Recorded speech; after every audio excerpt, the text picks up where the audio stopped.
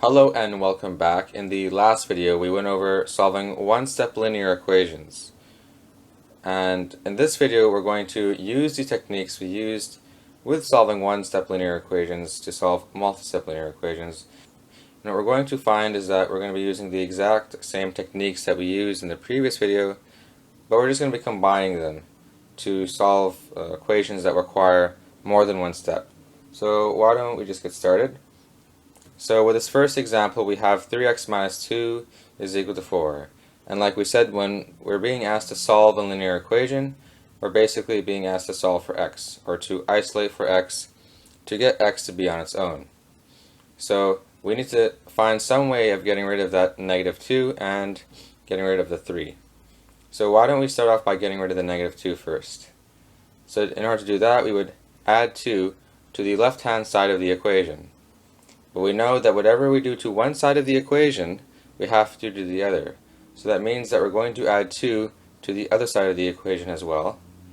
Once again, I'll put a line here to indicate that we're going to the next step. So this is going to leave us with 3x minus 2 plus 2 for the left-hand side of the equation, and 4 plus 2 for the right-hand side of the equation.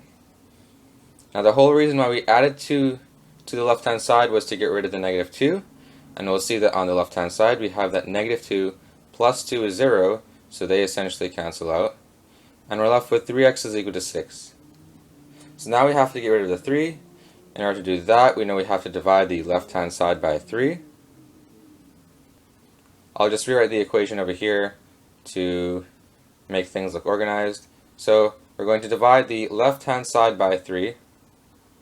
And whatever we do to one side, we do to the other, so that means that we also have to divide the right-hand side by 3, and we will therefore have 3x over 3 is equal to 6 over 3.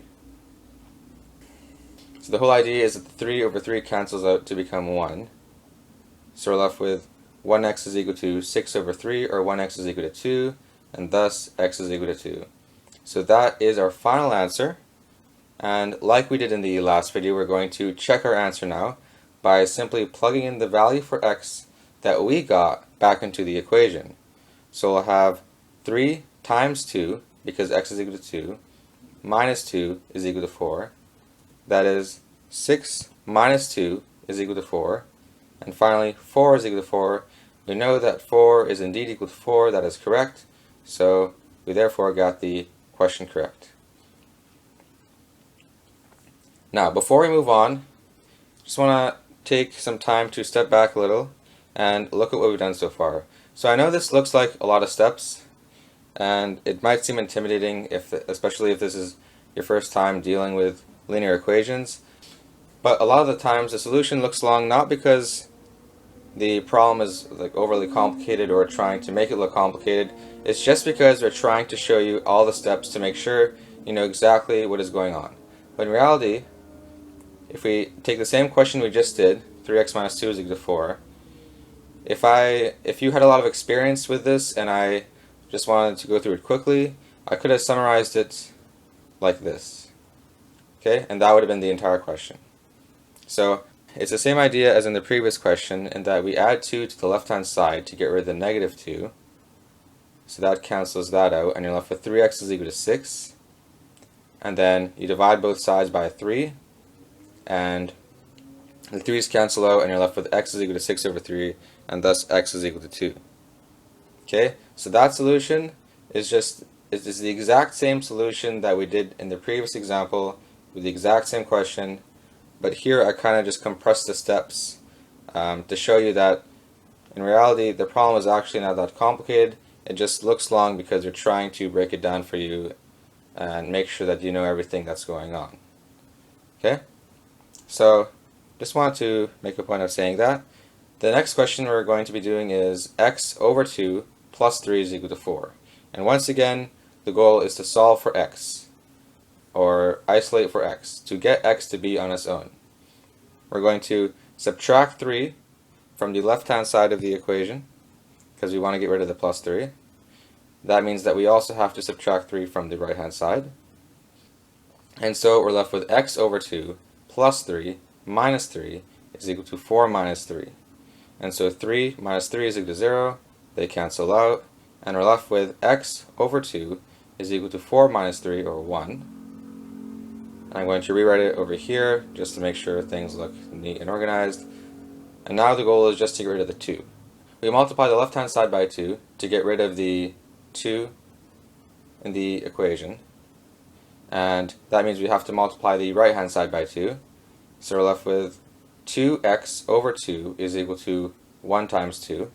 We know that 2 over 2 is equal to 1. So they essentially cancel out. And you're left with 1x is equal to 2. Or x is equal to 2. So that is our final answer. Once again, we can check by simply plugging in x is equal to 2 into the original equation. In that case, we'll have 2 divided by 2 plus 3 is equal to 4, which is 1 plus 3 is equal to 4 because 2 divided by 2 is 1, and thus 4 is equal to 4. Once again, that is a correct statement. We know that 4 is indeed equal to 4. That means that we got the question correct. And again, so we finished the question. One more point I want to make. You'll notice in the first example we did, and in this example, that we always dealt with the addition and subtraction first. So in this example we had x over 2 plus 3, and we dealt with the plus 3 first. We dealt with the addition first by subtracting 3 from both sides. If you go back to the last example, you'll notice that we dealt with the negative 2 first by adding 2 to both sides. So you always deal with the addition and subtraction first, and then go to the multiplication and division. So that's all I wanted to say for this video. The next few videos will go over different techniques like collecting like terms and distributing, which are also useful in solving linear equations. But for now, as always, thanks for watching.